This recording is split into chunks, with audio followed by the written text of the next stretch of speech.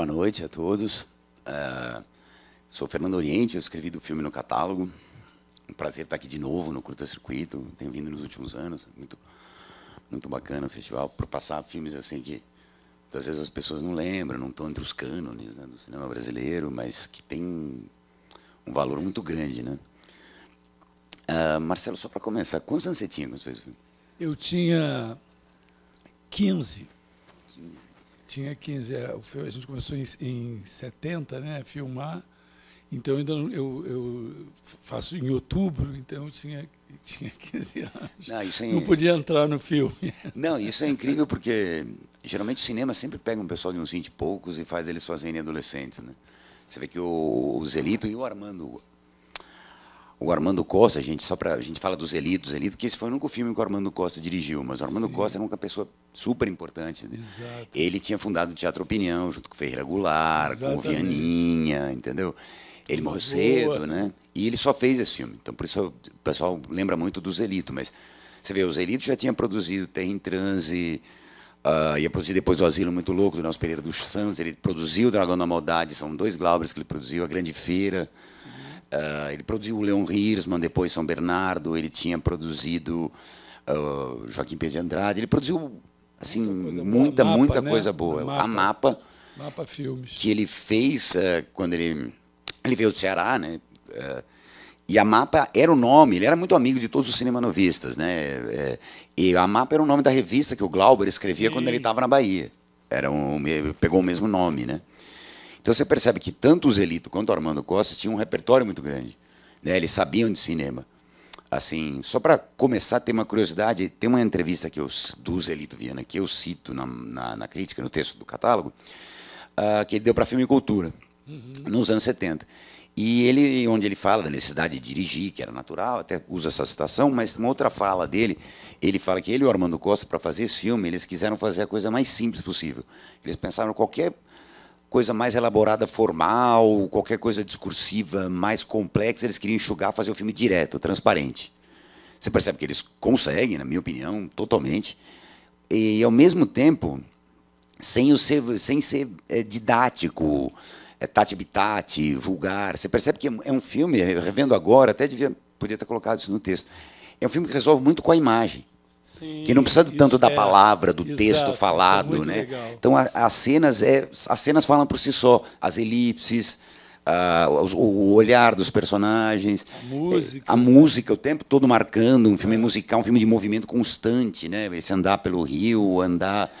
Né, desse crescimento, né, dos personagens, de uma classe média, né, um filme bem situado, de uma classe social, uma classe média, que podia viver com o dinheiro do pai, né, não era a realidade da grande maioria dos brasileiros. Mas, e ao mesmo tempo, toca em coisas muito profundas, e mesmo na questão, você falou que a sua primeira cena foi sentando do lado da Fernanda Montenegro e do Jorge Doria. Mesmo os personagens dos pais, eles não são nem um pouco caricatos. Se a gente pensar nos anos 70, você podia ser um pai e uma mãe extremamente moralistas, que não iam permitir isso, né? E eles são queridos, né? Tanto que a cena é muito bem resumida, né? O seu personagem fala, o Pedro fala, o Jorge Doria fala. A relação deles é bem bacana, como eles se comportam, né? com o problema da filha, como eles aceitam a presença do Pedro, né? Com certeza. 102, né? E como funciona bem, vocês jovenzinhos, assim, você e a Maria, assim, funcionam muito bem. Vocês percebiam durante as filmagens, você, o elenco, principalmente você e ela, vocês percebiam esse cuidado, como se o material que vocês estavam trabalhando estava sendo muito bem cuidado, bem tratado, ao mesmo tempo que era um filme que comunicava, que emociona, que faz dar risada pra caramba. Sim. Vocês sentiam isso do Zelito? Sim. E você sabe que eu conversava muito com o Zelito antes também, né, discutindo assim, o roteiro, quando ele me chamou. Quem me levou para fazer o filme foi a Nessi Rocha, que era irmã do Glauber. Então, ela falou de todo o projeto. Então, eu conversava muito com o Zelito, né, com o Glauber lá na Mapa, na Urca, né? Então, e a galera do filme também, a Laurinha, eu já conhecia, nós éramos ali de Ipanema, né, do Rio, então a gente se conhecia muito bem. A Vilma Dias, que eu levei para fazer até o papel da Maria, mas acabou que o Zizelito escolheu a Laurinha também, que é uma graça. Então a gente já tinha né, você já se conhecia bem, então a gente a gente ficou muito atento a isso. E eles lembravam isso a gente o tempo todo, né? Então, na direção, assim, esse cuidado, sabe? Então, a gente percebia isso e trabalhou muito isso. E eu, que sempre gostei muito de cinema, também tive essa preocupação. E eu vivia na Mapa, assim, eu fiquei fascinado, né? Assim, então, eu ia lá sempre, lembro muito bem de viver muito aquilo, sabe? Então, isso foi muito, muito bom. Com certeza. E pensando assim mesmo no trabalho de set mesmo, como era o Zelito e o Armando com vocês assim na hora de compor? Eles conversavam sobre a construção da cena, do plano, eles mais só davam uma orientação? A construção do filme passava por vocês, assim, um bate-papo? Tinha espaço para improviso ou não? Muito, tinha. Eu, na verdade, eu sempre fui muito inquieto, né? Então, o Zelito, assim, tem em muitas entrevistas, ele sempre falava isso, que era muito difícil me controlar, porque eu não parava. Eu estava lembrando aqui algumas cenas, tem umas cenas ali na Universidade Federal, no Rio, ali na Urca, que eu corro para cima de uma estátua e monto na águia, não sei o quê, e ela vai, e eu ia para lá, ia para cá, eu não sei como é que ele conseguia acompanhar, porque algumas coisas eram muito improvisadas mesmo, e ele permitia isso, assim, que a gente brincasse, as cenas que eu estou com ela, a gente ia fazendo, assim, sabe? Muito na emoção, no intuitivo, né? Porque eu também não tinha assim, uma formação, já tinha feito alguns cursos, algumas coisas de teatro na escola, lido muito, mas não tinha uma formação assim, né? Acadêmica, uma coisa mais. Então, ele deu essa liberdade, ele falava que ele gostava disso, que ele achava que eu tinha uma comunicação assim, com o espectador, né? Que eu vim entender isso também muitos anos depois. Mas ele dirigia muito a gente, mas permitia essa liberdade. E percebe, a gente revendo agora o filme de novo, assim, é difícil achar outro cara para fazer o Pedro que não fosse você. Assim, como também a Maria, né? A Laura fazendo a Maria. Mas você foi para o filme porque precisavam de um músico? Porque você ia tocar 3 músicas no filme, ou foi coincidência isso? Não, foi coincidência. Eu já fazia música, já gostava, tanto é que tem uma canção minha no filme. A primeira música que você canta é sua, é composição sua. É o Ipanema, né?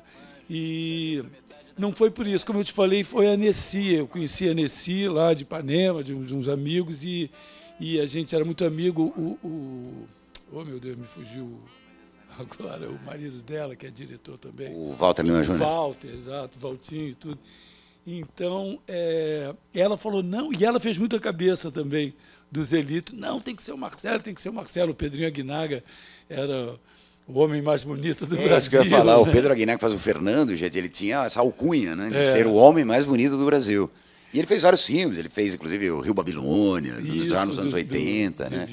Do Neville. A menina montadora que eu recentemente encontrei também no Rio, depois de anos, né? Então ela também me contou muitas coisas assim da montagem, né? Na moviola, né? A velha e boa moviola. E ela me contou assim muito disso que ela falava, não, Zelito, pô, Marcelo, não sei o que e tal, sabe? Porque tinha um pouco essa coisa naquele momento do Pedro Aguinaga, né? De ser assim o cara, tal. E eu acho que até nisso também, claro, o roteiro estava todo pronto, mas eu acho que algumas coisas assim durante o filme foram dando uma crescida também no Macaxeira.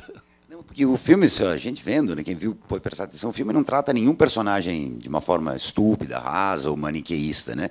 O Fernando não é nenhum idiota, os pais dela não são nenhum idiota, e todo mundo quer que o Pedro fique com a Maria. Né? Isso que ele é interessante. reage bem, né? Eu fiquei vendo isso hoje assim. Ele reage bem, tanto quanto quando ele perde a primeira vez, tal, e depois quando volta também, ele fala, não, tal. Depois no final ele dá um